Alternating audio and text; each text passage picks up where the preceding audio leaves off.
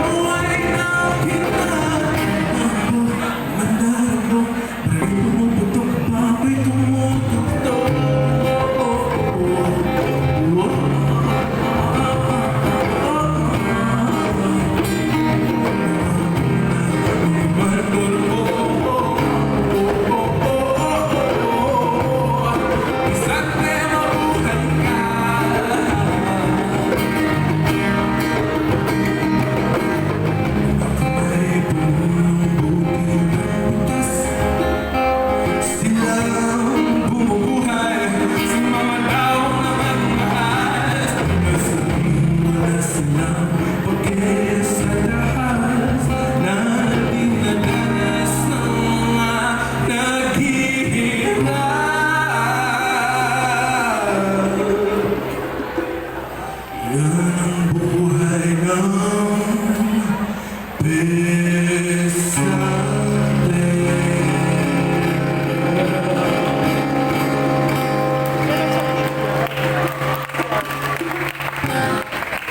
Pesante, pero mapapagyan sila ng streaming platforms. As so, waiting, ito ba ating